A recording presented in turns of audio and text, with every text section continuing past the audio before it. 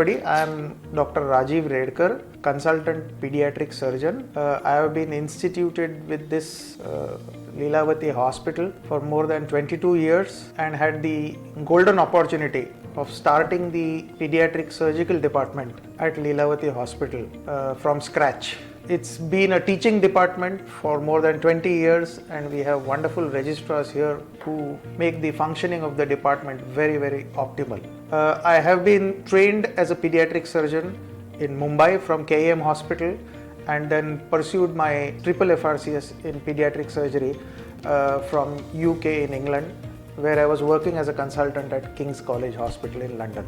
I came back in 2000 to set up this department, which was started on 13th of January 2000.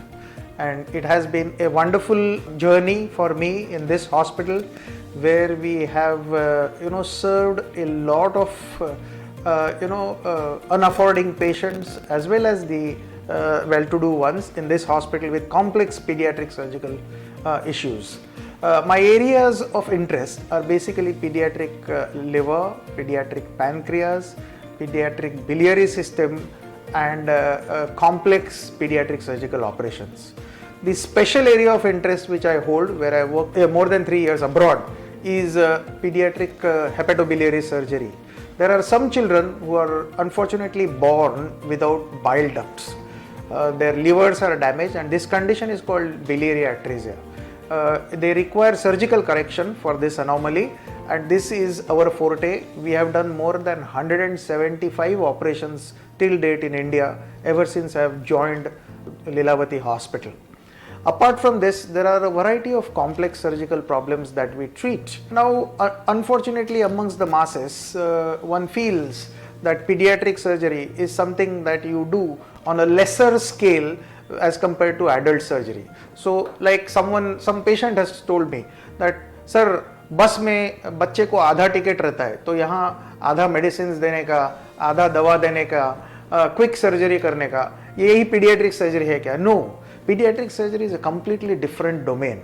A child has to be cared for a different set of problems than an adult.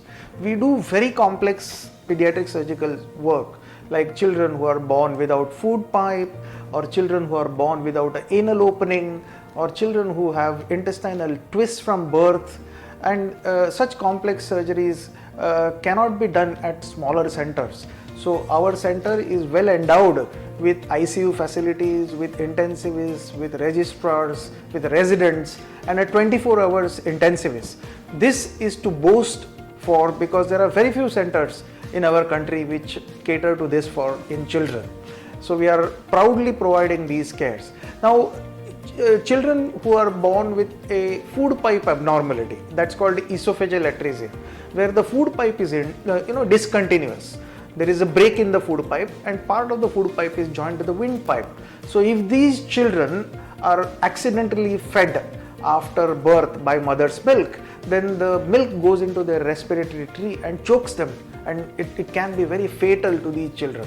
So we have to harp on detecting them at a very early stage, and it can be detected when the baby is in the mother's womb. Then we nurture them, take care of them as soon as the child is born. We confirm that they don't have any associated problems related to this esophageal atresia, and then this merits a surgical correction by which the esophagus is disconnected from its joining to the trachea and join the two ends of the esophagus to each other. These children then do well in life and do not pose any problems in the long term, and they have as good a life expectancy as others. Only thing is they have to be detected early, managed fast and sleekly, and then prevention of complications. The other anomaly that we manage is that a child is born without anal opening. So that is called imperforate anus. So anus is one of the most unappreciated gift of God, a normally functioning anus. So when these children are deprived of an anal opening, it is with a great deal of care and precision that we have to restore the normalcy of the anus in these children. It requires various high-tech equipments like muscle stimulators, and then we have to do complex surgeries to restore the anal opening into the normal position for this child. The anus is endowed with very precise sensory function. It differentiates the gas and the stools which are liquid and solid. So that kind of precision we aim to achieve after we create the anus for these children. The other set of complex problem that we manage is something called as ambiguous genitalia or intersex abnormalities, which means when a child is born, normally everyone is keen to know in the family whether a boy or a girl is born. But unfortunately what happens is these children who are born are someone who have their genitalia which are neither male nor female. So it becomes something like a social emergency. We need to cater to it as soon as it is possible for us to do. So we do the genetic assessments of these children, find out which way they are aligned to, and then restructure the genitalia to convert them into whichever sex is appropriate for them. So this is something very highly skilled job. It goes a long way for management in these children beyond, and it's a very socially relevant issue that we address. See, for pediatric surgery, for oncology or cancer surgery, generally one looks at 5-year survival. But for pediatric surgery, whenever we do any operation for a kid, we are looking at 100 years and beyond for our management plans for these children.